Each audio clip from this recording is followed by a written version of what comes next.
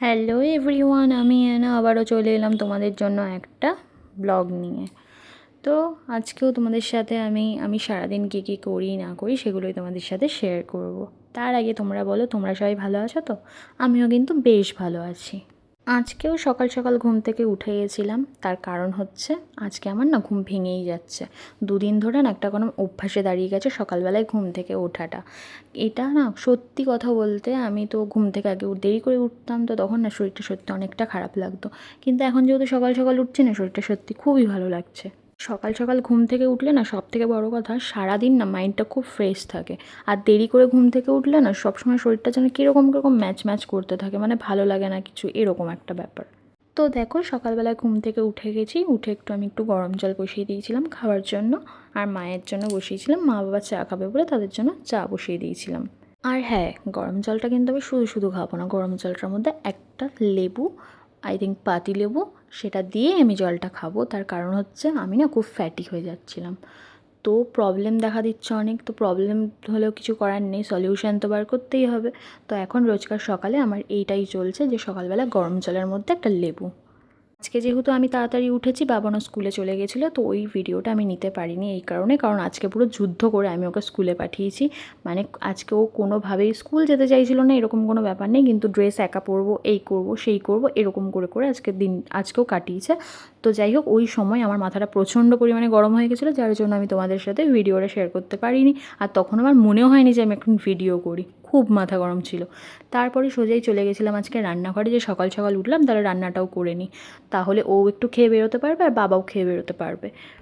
আজকে আমাদের লাঞ্চ বা ডিনার যাই বলো, সবেতেই ছিল হচ্ছে শাক। যেহেতু একবেলাই খাবো, তার জন্য আজকে শাকটা করে নিয়েছিলাম।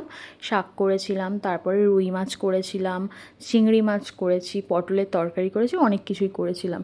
আর যার জন্য বাবান, তো এর আগেও বলেছিলাম যে বাবান একটু ঝালটা সেরকম একটা খেতে পারে না, কিন্তু আমি যদি মেখে ভাত খাইয়ে দিই তো তাহলেও সেটা খেয়ে নেয়। চিংড়ি মাছগুলো না সেরকম একটা বড় ছিল না, তার জন্য চিংড়ি মাছটা আমি কীরকমভাবে করেছিলাম বলো তো? প্রথমে জাস্ট আলুটাকে ভেজে নিয়েছিলাম, আলু দিয়ে একটু হালকা মাখা মাখা করে একটু তরকারির মতন করেছিলাম। তোমরাও কে কীভাবে চিংড়ি মাছ এভাবে, মানে এরম ছোটো চিংড়ি মাছ কীভাবে খাও, আমাকেও কিন্তু কমেন্ট সেকশনে জানিও, আমিও তাহলে ট্রাই করে দেখবো। তারপরে যেহেতু আজকে সব রান্না একবারে তো কমপ্লিট করে উঠতে পারিনি, তো বাবাও কিছু অল্প করেছিলাম, ওটাও খেয়ে বেরিয়ে গেছে। আর ওকেও টিফিনের জন্য আমি যাই হোক রেডি করছিলাম, রুই মাছ নিয়েছিলাম, ওটাই রেডি করছিলাম আমি ওর জন্য। তো রুই মাছটা আমি করেছিলাম সর্ষে দিয়ে, সেটার ভিডিও তোমাদেরকে আলাদাভাবে দেবো অন্য কোনো একদিন, আজকে সেটা করতে পারিনি। তারপরে দেখো, আমার সমস্ত কাজবাজ কমপ্লিট করে, আজকে যেহেতু সকালবেলায় গরম জল দিয়ে লেবুটা খেয়েছিলাম, তার জন্য আমি চাটা, বিছানাপত্র গুছিয়ে তারপর আমি চাটা খেতে বসে গেছিলাম। চাটা খেতে খেতে একটুখানি মায়ের সাথে কথা বলে নিচ্ছিলাম। আর আমি তো গরম চা সত্যি কথা বলতে খেতে পারি না, আমার চাটা খেতে অনেকটাই টাইম লাগে। দুধ চা হলে তাও ঠিক আছে, আর চা তো একেবারেই নয়। আর তোমরা কে কোন চা খেতে ভালোবাসো আমাকে কিন্তু অবশ্যই কমেন্টে জানাবে।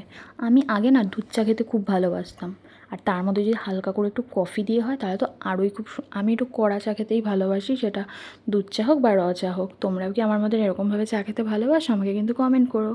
তারপরে মা তো সকালবেলায় উঠে ঘর টর মুছেই নিয়েছিল, যেহেতু গোপালকে পুজো দিতে হয়। মা আমি ওঠার আগেই ঘর টরগুলো মুছে ঝাড় দিয়ে নেয়। তো তারপরে আমিও যাই হোক একটু, ও তো ঘুমাচ্ছিল, ওকে আমি ডাকিনি। তারপরে ও ওঠার পরে আমি যেহেতু বিছানা টিছানা ঝেড়েছিলাম, তো একটু ধুলোবালি পড়েছিল, তার জন্য আমি ঘরটারগুলো একটু ঝাড় দিয়ে নিয়েছিলাম। ঝাড় দেওয়ার পরে তারপরে ছাদে চলে গেছিলাম, ছাদে কটা জামা কাপড় ছিল, স্নান টান করে ছাদের থেকে জামা কাপড় এসবগুলো নামিয়ে নিয়ে এসেছি, যেহেতু অনেকগুলো জামা কাপড় জমে গেছিলো। আজকে আমাদের না অনেক তাড়াতাড়ি কাজ টাজ হয়ে গেছে, প্রায় 11টা সাড়ে 11টার মধ্যে সমস্ত কাজ টাজ রেডি করে নিয়েছিলাম। তারপরে একটু বসেছিলাম বাবানকে নিয়ে পড়াতে। তো সেই সময় আমি আর ফোন টোন কিছু ধরিনি, তার কারণ আমাকে যদি দেখে যায় ওরকমভাবে ফোন টোন ঘাঁটতে, তাহলে না ও আর সেই পড়ার দিকটা মন থাকে না, ভিডিওর দিকে ওর মন চলে আসে। তারপর দেখো, আমি জামা কাপড়গুলো গুছিয়ে নিচ্ছিলাম, যেহেতু আগের দিনকে না মেঘলা মেঘলা ওয়েদার ছিল, তো আর আমাদের ওপরে ছাদটা না শেড করা আছে, তাই জামা কাপড়গুলো ধুয়ে ওই শেডের তলাটাই দেওয়া থাকে, যেহেতু ওপেন জামা কাপড় তো রাখে না রাত্রিবেলায় বাইরে, যে বাচ্চা কাচ্চা জামা কাপড় থাকে। তো ওগুলোই আমি আজকে ওপর থেকে আনতে গেছিলাম। আজকে ওয়েদারটা বেশ ভালোই মেঘলা মেঘলা ছিল, তো যাই হোক, জামা কাপড়গুলো গুছিয়ে তারপরে দেখো আমি একটু ক্রিম মেখে নিয়ে এসেছিলাম, ময়শ্চারাইজার মাখছিলাম। এবার তোমরা হয়তো কেউ বলতে পারো এই গরমের মধ্যে ময়শ্চারাইজার, হ্যাঁ কী বলো তো, আমার স্কিনটা না খুব ড্রাই, যার জন্য যে কোনো ওয়েদারে, শীতে তো কোনো কথাই নেই, তো শীতে বা গরমে যা হালকা একেবারে যে প্যাচ প্যাচে করে শীতকালে যেরকম মাখি সেরকম কিন্তু নয়, কিন্তু হালকা ময়শ্চারাইজ নিতেই হয় আমাকে। তারপরে সিঁদুরটা পরে নিলাম, পরে দেখো আমি পুজো দিতে বসে গেছিলাম, তোমাদেরকে বললাম যে মা সকালে গোপালকে পুজো দিয়ে দেয়, তারপরে বাকি টাইমে ঠাকুরদেরকে আমিই পুজো দিই। তো দেখো পুজো দিচ্ছি, আমাদের না বেশিরভাগ সময় জানো তো আমার মা ফুল তুলতে খুব ভালোবাসে, আমার মা প্রায় ঘুম থেকে ওঠে তোমার 4টে সাড়ে 4টের সময়। তো তারপরে সে মা অনেক গাছ থেকে অনেক বিভিন্ন ধরনের ফুলগুলো নিয়ে আসে, সেগুলো দিয়ে না সাজাতে বেশি ভালো লাগে। হ্যাঁ বাইরে থেকেও কিনে আনা যায়, কিন্তু আমার না মনে হয় গাছ থেকে তুলে ফুল দিয়ে, ওই ফুল দিয়ে পুজো দেওয়া আমার তো ভীষণ ভালো লাগে। যেহেতু আমি তো অত সকালে উঠি না, আমার উঠতে উঠতে 6:30 7টা বেজে যায়, তখন তো আর ফুল গাছে আর ফুল থাকবে না, সবাই নিয়ে নেবে।